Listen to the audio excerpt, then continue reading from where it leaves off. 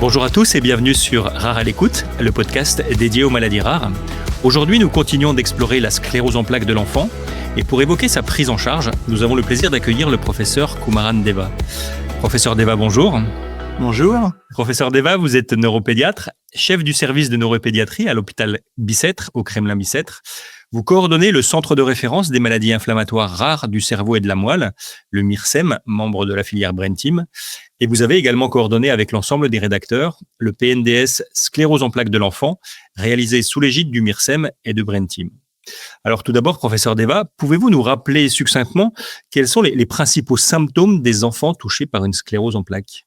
Il y a plusieurs types de symptômes qui peuvent apparaître et en fonction de l'âge, ces symptômes peuvent varier. Si on prend les enfants de plus de 10 ans, généralement, c'est presque les mêmes symptômes que les adultes peuvent voir, en particulier des troubles, ce qu'on appelle en fait des voix longues avec des troubles à la sensibilité, l'impression d'avoir donc un membre lourd, des picotements, des fourmis, ou bien ça peut être aussi une atteinte du nerf optique avec une baisse de la vision. On peut voir aussi chez les enfants plus jeunes, ça c'est quelque chose d'assez particulier en pédiatrie, des tableaux un peu explosifs en fait de troubles de la conscience qui peuvent nécessiter une prise en charge en réanimation qu'on appelle en fait des tableaux d'ADEM. On a aussi des atteintes du tronc cérébral avec une paralysie faciale, des troubles de la déglutition, ainsi de suite, qui peuvent apparaître, qui sont aussi quelque chose qui se voit chez l'enfant. Donc, et puis des tableaux d'atteinte des membres inférieurs, des paraplégies, des atteintes de la moelle, des myélites, sont aussi possibles, mais ça reste quand même rare chez l'enfant. Et quels sont les enjeux de la prise en charge chez ces jeunes patients ? D'une part, c'est surtout en fait la durée de la maladie, parce que quand on parle d'enfants et d'adolescents, on part à des âges très tôt. Et la maladie, c'est une maladie chronique qui va durer.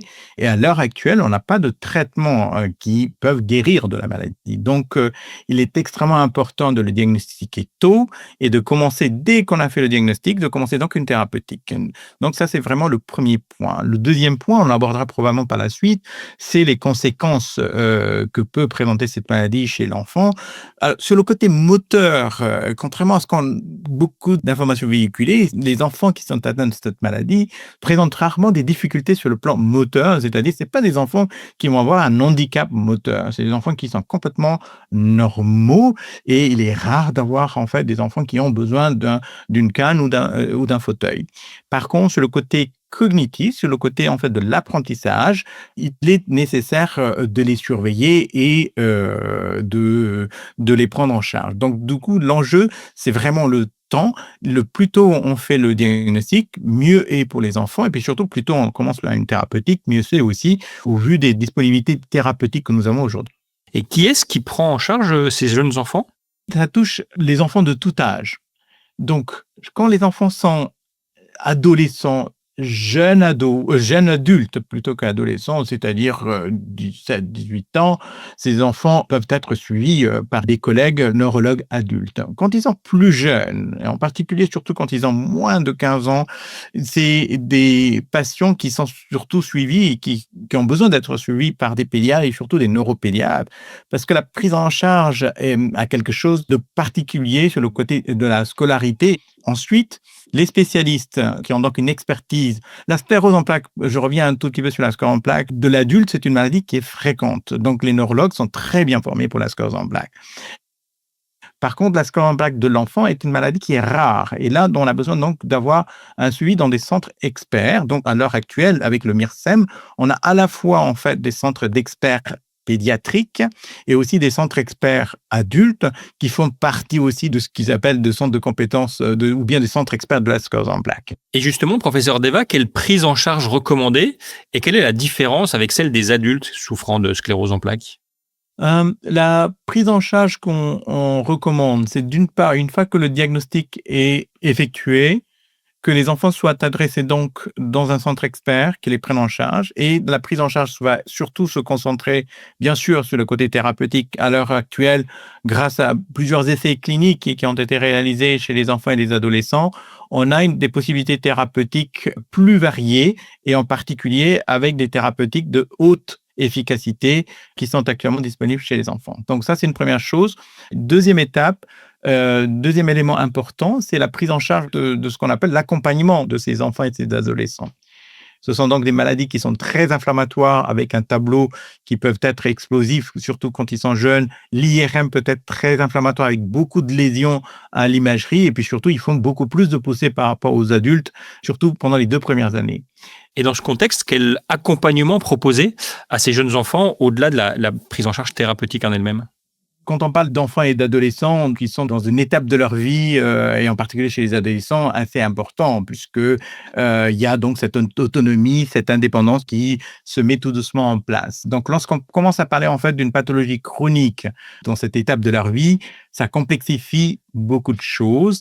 Je vous ai dit aussi que les enfants sont très peu, atteints sur le plan moteur. C'est des enfants qui sont souvent très valides, mais sur le côté cognitif, on appelle donc le côté des apprentissages, ils vont avoir donc des impacts liés à la maladie, c'est-à-dire la fatigabilité qui touche presque 40% de ces enfants-là. Et puis, un autre élément qu'on appelle en fait des signes invisibles de maladie, l'anxiodépression. Ça touche presque un tiers des enfants qui ont une sclérose en plaques. Cette partie-là, en plus de la maladie qui va nécessiter des hospitalisations, va avoir donc un impact sur l'apprentissage et en particulier sur la scolarité. D'où l'importance de les accompagner sur la partie scolaire avec la mise en place d'aides qui sont donc spécifiques, avec comme par exemple quelque chose qui pourrait les aider pendant les examens, qui est le tiers-temps supplémentaire. En plus de cela, il y a une prise en charge avec un psychologue ou une psychologue va être extrêmement importante. Quand on parle en fait d'un accompagnement avec une psychologue, les adolescents n'aiment pas trop parce qu'ils me répondent tout de suite comme quoi je ne suis pas fou, donc je n'ai pas besoin de psychologue. Et ce n'est pas parce qu'on est fou qu'on voit une psychologue, c'est simplement une psychologue peut les aider à juguler cette anxiodépression qui est souvent prégnante dans leur vie quand ils ont une sclérose en plaques. Et pour conclure, professeur Deva, quel est le suivi qui est proposé à ces jeunes enfants? Ce qu'on propose actuellement, c'est un suivi au long cours, bien sûr sur le côté médical avec la mise en place du traitement, un suivi imagerie pour le suivi des lésions et puis aussi bien sûr un suivi d'accompagnement en fait sur le plan scolaire et aussi psychologique.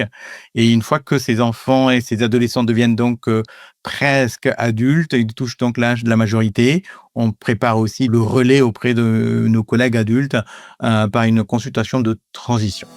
Eh bien, merci infiniment, professeur Deva, de nous avoir fait mieux connaître la prise en charge de la sclérose en plaques chez l'enfant.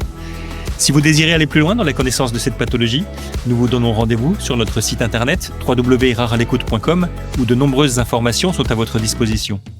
Nous vous remercions de votre fidélité et nous vous donnons rendez-vous sur la chaîne Rare à l'écoute pour un prochain numéro sur cette maladie rare.